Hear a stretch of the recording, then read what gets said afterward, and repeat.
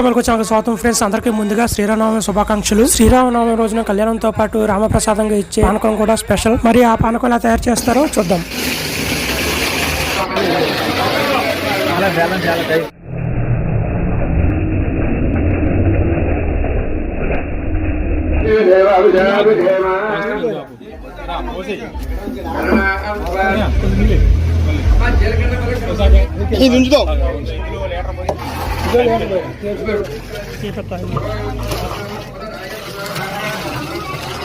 రామపత్రే జనకష్టపుత్రే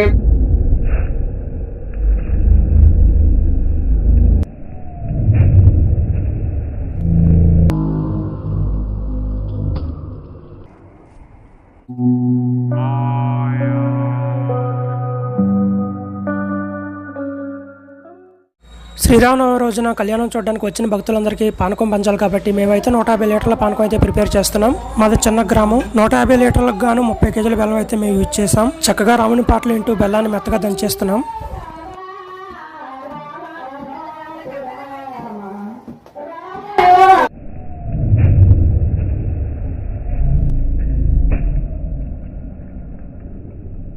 మెత్తగా దంచిన బెల్లాన్ని 5 కేజీల చొప్పున ఎప్పటికప్పుడు ఒక గిన్నెలో నీళ్లు పోసుకొని కరగబెడుతూ ఉండాలి. అంత బెల్లం ఒకేసారి వేసినా కరగదనమాట. కొంచెం కొంచెంగా వేసుకుంటూ చేత్తో కలుపుతూ కరగబెట్టాలి.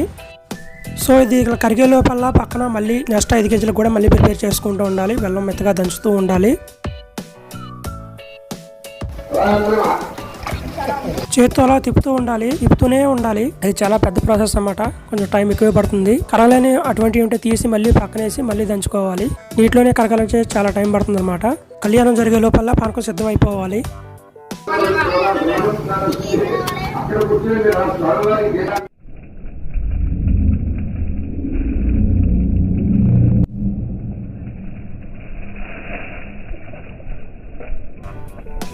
బెల్లం కర్రగా తయారైన మిశ్రమాన్ని ఎప్పటికప్పుడు వేరే గిన్నెలోకి షిఫ్ట్ చేస్తూ ఉండాలి. త్వరగా కరగడానికి గాను ఫ్రెష్ వాటర్ ఎప్పటికప్పుడు కలుపుతూ ఉండాలి. ఇంకా తర్వాత 200 లీటర్ల టిన్ ఒకటి తీసుకొని అందులో 25 లీటర్లకు ఫ్రెష్ వాటర్ అయితే నింపాలి ఫస్ట్.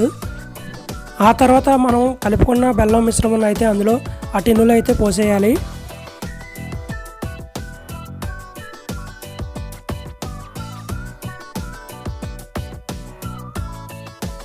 అడుగునాక కరగలేని బెల్లం ఉంటే దాంట్లో కొంచెం వాటర్ కలుపుకొని మళ్ళీ కరిగించుకోవాలి. తర్వాత టిన్లో మరికొంత వాటర్ అయితే కలుపుకోవాలి. టిన్ను సగం నిండే వరకు అంటే ఒక 100 లీటర్ల వరకు వాటర్ కలుపుకోవాలి. నిండా అయితే కలిపేయకూడదు. ఇంకా కొన్ని యాడ్ చేయాల్సినవి ఉన్నాయి.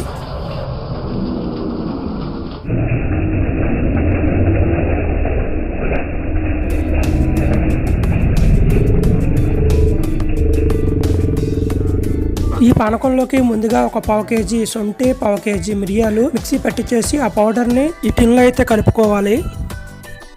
తక్కువగా వేసుకుంటూ వాటర్ కలుపుకుంటూ మళ్ళీ వేస్తూ ఉండాలి. ఎందుకంటే బాగా కరగదనమాట. ఇందులో మిక్స్ అవ్వదు. చూడండి ఎలా కనబడుతుంది వేరుగా.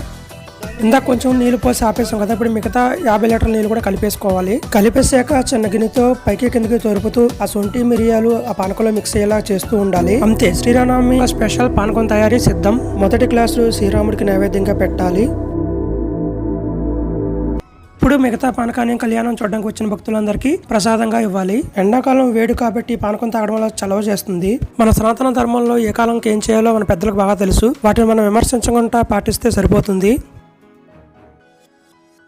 ఫ్రెండ్స్, వీడియో నచ్చితే ఒక లైక్ చేయండి. అలాగే మన ఛానల్ మీరు ఫస్ట్ టైం చూసినట్లయితే సబ్స్క్రైబ్ చేయండి. మీకు ఎటువంటి డౌట్స్ ఉన్నా కామెంట్ రూపంలో అయితే కామెంట్ చేయండి. నేను మీ కామెంట్స్ వెంటనే అయితే రిప్లై ఇస్తాను. ఈ వీడియోకి అయితే ఇంతే ఫ్రెండ్స్. మళ్ళీ వీడియోతో వస్తాను. జై శ్రీరామ్.